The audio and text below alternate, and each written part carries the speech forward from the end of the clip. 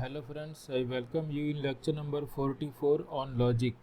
In this lecture we are going to talk about rules of inference for quantified statements. So far we have discussed the rules of inference and their examples for propositions, and now onwards we are going to discuss that what are the different rules of inference for quantified statements or for propositional for predicate logic. We have discussed rules of inference for propositional logic, and now we are going to discuss rules of inference for predicate logic or for quantified statements. So before watching this lecture you must be familiar about predicates and quantifiers, and if you recall we have discussed two types of quantifiers which are known as universal quantifier and existential quantifier. So using these two quantifiers we can make quantified statements, and here we are going to discuss rules of inference for quantified statements. And if we recall, suppose we consider this for all x px. So what is meaning of this? This means that this px is true for all x in a given domain.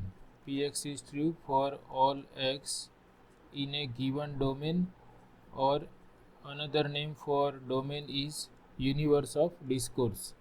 Similarly, when I write there exists x px, that means px is true for some x in given domain, for some x in given domain. Now if you see this again, for all x px, that means px is true for all x in a given domain. So from this I can say that there exists some element c in a given domain for which this px is true, or we can say that p of c is true. Whenever I write that for all x px, that means px is true for all x in a given domain. So from this I can infer that p of c is true for some c in a given domain. So we have this type of situation for all x px. Suppose this is the premise, then from this we can infer that p of c for some c in a given domain. So this is rule of inference, and it is known as universal instantiation. Universal instantiation, and this is our premise and this is the conclusion. Similarly, here also this means px is true for some x in a given domain. So I can write that for some a in a given domain we will have p of a is true. So this is called existential instantiation, because we know that there is some x for which px is true. Suppose that x is small a in a given domain, then we have this rule of inference: there exists x px, therefore p of a, that is a is in the given domain. So we will consider this as existential instantiation. Similarly, suppose I know that some px is true for arbitrary x, or I know that p of c is true where this c is any element or arbitrary element in a given domain. So if I have this premise, then from this I can say that I have px is true for all x in a given domain. So this is called universal generalization. This is also another rule of inference known as universal generalization. Similarly, suppose I know that P of A is true for some A in a given domain, then I can infer from this that there exists X such that Px is true, and this is known as existential generalization. So we have these four rules of inference for quantified statements that I have listed here. First one is whenever we have for all x px, that is, suppose px is true for every element x in the given domain, then from this I can conclude that there is some c in a given domain such that p of c is true. So that is known as universal instantiation. And if we go in reverse way, suppose p of c is true for arbitrary c, that means px is true for any value of x, then we can write that for all x px from this, because this is true for arbitrary element, therefore we can say that it is true for all the elements, and this is known as universal generalization. Suppose we have there exists x px, that is, there is some x for which px is true, and from this we can write that p of c for some element c, suppose that x for which this is true is denoted by c, then we can say that p of c for some element c. We can use another symbol also. Suppose I consider a, b, that is particular element, so this means px is true for particular value of x, and this is known as existential instantiation. And suppose px is true for some element c, then from this we can conclude that there is some element x for which px is true, and this is existential generalization. So these are the four rules of inferences for quantified statements, and we are familiar with rules of inferences for propositions or statements which are not quantified. So we are going to take mixture of these rules of inferences for propositions as well as rules of inferences for quantified statements, and we can do the problems determining the validity of arguments in which we have quantified statements as well as propositions. So we understand this with the help of this question which was asked in GTU Summer 2024 exam. Question is, express the following using predicate, quantifier and logical connectives. That means first we have to translate this into symbolic form using predicates, quantifiers and connectives, whatever is required, and after that we have to verify the validity of the consequence. So first we read this, what is given, everyone who graduates gets a job, and here we have Ram is graduated, therefore Ram got a job. So you can see here I have this word everyone, that indicates that I have a quantified statement, and here Ram is graduated, that is proposition. So first we have to consider some notations, and then we will be able to translate this into symbolic form. So first I consider this statement, from this I will have idea that which notations I have to take. So here I have everyone who graduates gets a job. That means I have to first consider this notation. Suppose gx denotes that x graduates or x is graduated. Let gx denote that x graduates. And another statement is everyone who graduates gets a job. So they are talking about graduation as well as getting a job. So let gx denotes that x gets a job, and this we can translate from this, Ram is graduated, that means we can take x equal to Ram. So Ram is graduated is denoted by J of not J of Ram. So here I have to write Ram is graduated, that means G of Ram. So this will be in symbolic form as G of Ram. G of X means X graduates or X is graduated, and Ram got a job, that is J of Ram, because Jx means X gets a job. So using these notations, now we try to write given argument into symbolic form. So let me write here. So using this or using these notations, given argument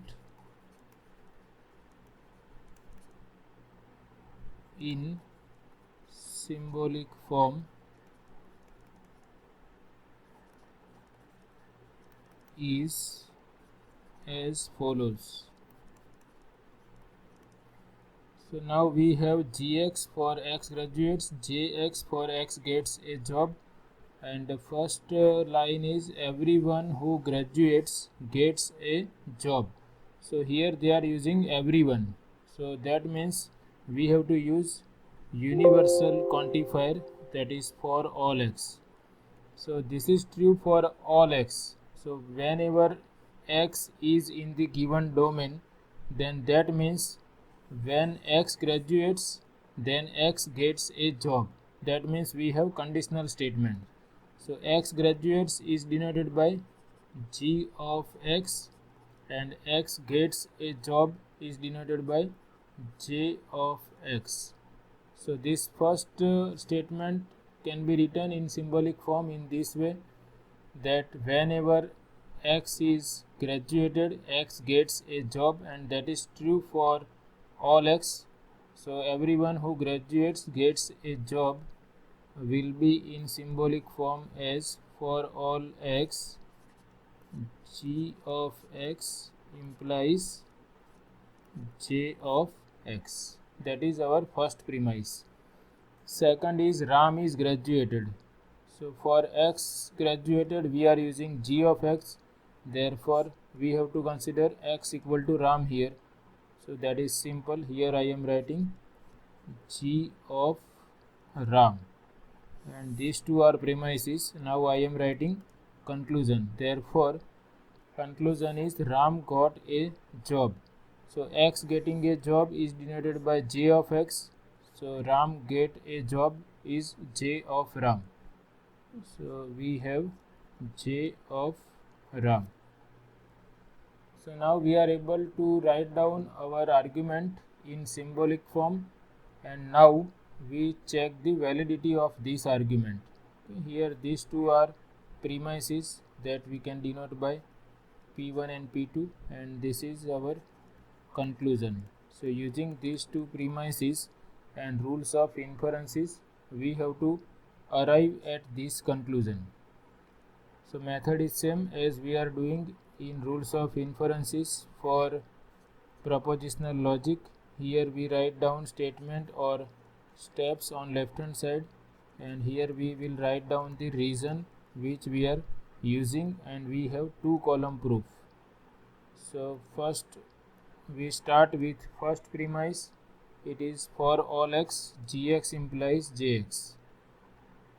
For all X, G of X implies J of X, and that is premise. Now here we require J of Ram here, and in second premise we have G of Ram, we don't have J of Ram. So first before using second premise, we can use this premise, and we can see that here this premise says that this is true for all X. So whenever X is graduated, X gets a job. So we can apply universal instantiation on step 1. using universal instantiation on step 1. We have to mention first universal instantiation on step 1 or from step 1. Step 1 is true for all x, therefore it is true for x equal to ram also. So I am taking x equal to ram and I will have g of ram implies j of ram. So this is using universal instantiation rule of inference on 1. Now we use second premise, which is g of ram. So now I am writing g of ram here, and this is our premise. And you can see in steps 2 and 3 we are having propositions or statements. So here we can use the rule of inference for propositions or propositional logic, and if you observe here we can apply modus ponens. If you recall, modus ponens says that whenever we have conditional statement and its hypothesis, then here we have conclusion, that is Q. So here you can compare, instead of P we have G of ram and Q is J of ram. Therefore using modus ponens on step 2 and 3 we find that J of ram comes here. Modus ponens on 3 and 4, and we wanted J of ram as our conclusion and we arrived here.